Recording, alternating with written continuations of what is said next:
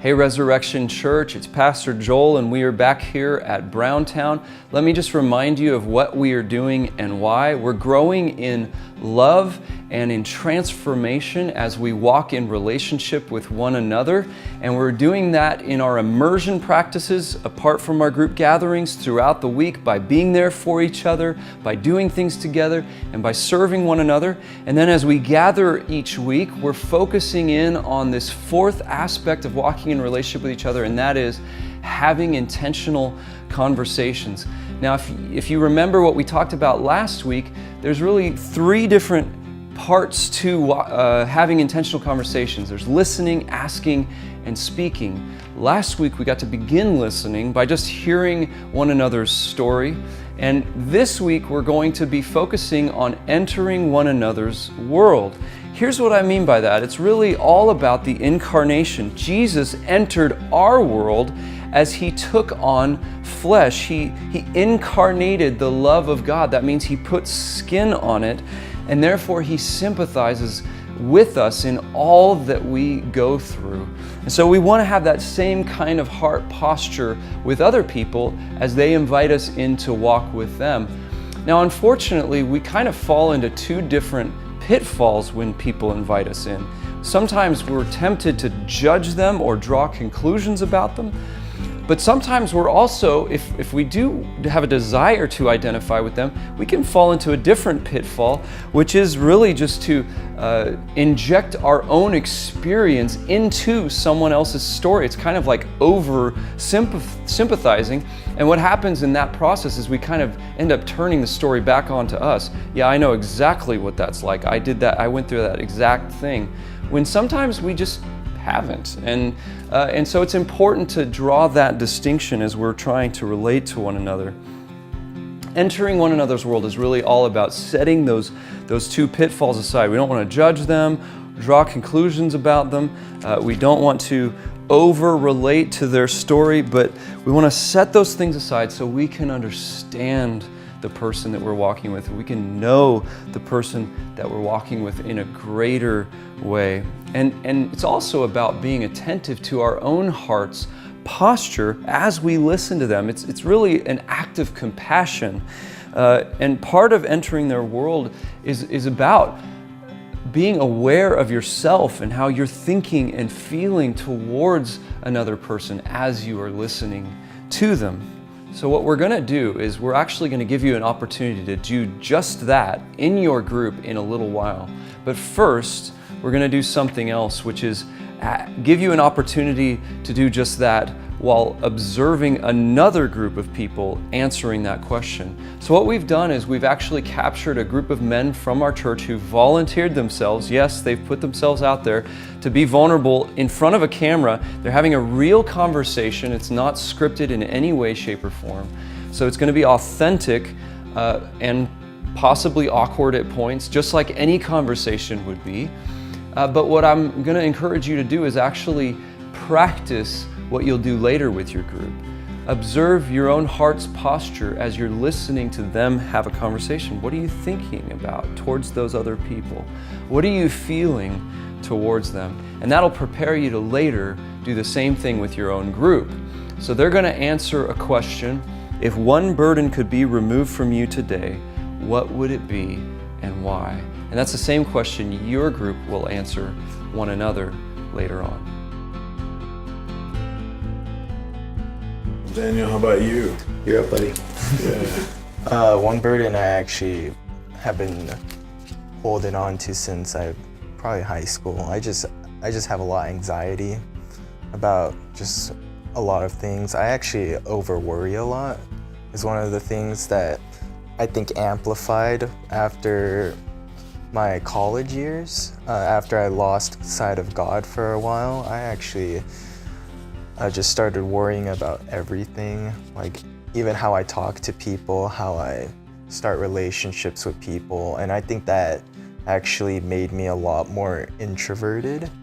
And so it's like, I think I mentioned it, like it's hard for me to make like friends nowadays, and one of the reasons is because I'm scared to like start up a conversation, be like, oh, this person probably why did I say that? And then I think about it, and then I know it wasn't a big deal, but then in my head I can make it a big deal. And just things like that, and just like work and all of that. And so one of the things I just struggle with due to that is like sometimes it's really hard for me to get good sleep. I know it sounds kind of like silly, but like I wake up like a couple times in the middle of the night just because I'm like, oh, I gotta go to work, you know?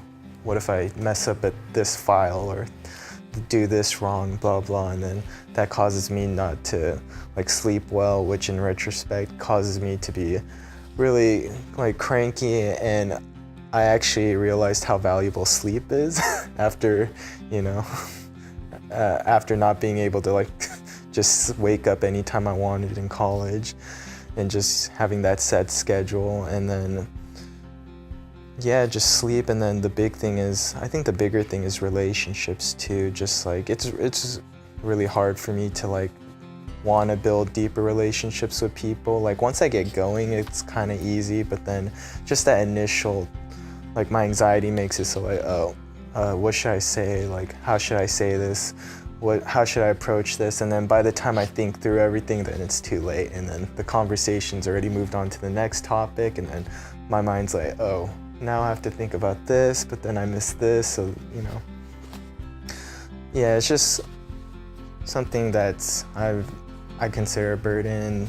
The why portion, why it would be nice to have that gone, is then I would probably be more open to meeting more people and, you know, just not worrying about things that I know God takes care of, honestly. So kind of like what you were saying, like one of those things I do worry about is like, am I going to be financially okay? You know, am I going to be able to retire? This, and that. So it's like a lot of overthinking, I feel like, from that, if that makes sense.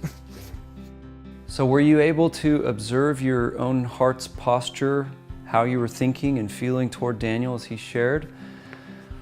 Well, the men's group had some tremendous responses. They had a lot of follow-up questions for Daniel to learn more about him and to enter his world more deeply.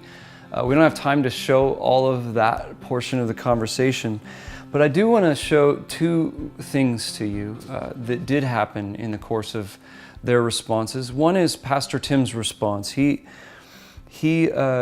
basically thanks and affirms Daniel for what he shares, which is a great way to respond to somebody. It's a great way to show that you've entered their world.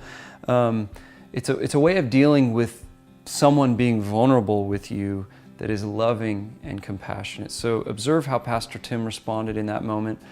And then we'll also show you a clip of how Joe responded, which I want to draw a number of points out of when he is done. So check these two clips out. Yeah, not wanting to diminish your experience and what you're going through, I would have not guessed that of you. I took you as being a pretty confident person and wouldn't have noticed that. So thanks for letting me in and for sharing that. And again, being transparent. Really thinking about, you know, I haven't had that struggle with anxiety the way you have. You know, I've had a handful of panic attacks in my life, and so I've had this taste of what you go through. And people I know and love struggle with that anxiety on a regular basis. So really trying to want to understand what you're going through, but not say that I've gone through the same thing. Mm-hmm. And I think same thing with Tim and your chronic pain. And the closest I can get is I get migraines occasionally, but they come and they go. That's not a chronic thing I live with. Again, I have friends and family who've had that chronic pain, but it's not something I've personally experienced. So just finding a way to, I think wanting to love you guys and support you guys and what you're going through. Mm-hmm. And I think that, again, it's got to be, I can come alongside you in it, and we can turn to Jesus together, who's gone through those things. Sure. We've experienced everything we've experienced. Jesus sweating blood. The anxiety about what he was about to go through on the cross was huge for him, and I can only imagine the pain he went through daily. In just seeing the people around him, or Paul, and that the thorn in his side, and praying for that to be taken away. So I want to stand with you guys as a brother, and not pretend I know exactly what you're going through, but to love you and support you through it as best I can. Yeah, that's good. So did you see how Joe and Pastor Tim responded? See, what we don't want to do is just be aware of our own heart's posture and thinking process as we're listening to someone. If we're truly entering someone's world, we also want to be able to respond well to them when they have shared something with us. So talked with you a little bit about Tim's response. Now with Joe's response, I think he really identified with Daniel in a special way. And here's what I want to point out about that. First off, he avoided the two pitfalls that I mentioned earlier. The first one, again, was judging or making assumptions about someone in that process. But then the other pitfall was inserting our own story into someone else's story. He avoided both of those things, and instead, he really spoke in a way that stands in solidarity with Daniel. He specifically talked about ways in which they could do that even. It wasn't just, I stand in solidarity with you in general, but I want to walk with you through that. And he talked about how even though he hasn't experienced that anxiety like Daniel has experienced, and even though he even mentioned something that Pastor Tim had brought up earlier in the conversation, is chronic back pain. He says, even though I haven't experienced that, I've only experienced some migraines, he's able to stand in solidarity with the brothers who are sharing with him, and express a desire to love them and to be with them in the middle of the things that they are going through. So that's a great way to walk in relationship. It's a wise way to walk in relationship with those when we have entered their world by listening well. So now you have a chance to do that in your own group, and you're going to basically answer each participant as you break up into groups of men and women and smaller groups of 3 to 4 people. You're going to each answer the question, if one burden could be removed from you today, what would it be and why? And as each person answers, everyone else is listening and they're seeking to observe their own heart's posture. What are you thinking about them? And what are you feeling towards them? Are you entering their world? Are you incarnating the love of Jesus as you step into this with them?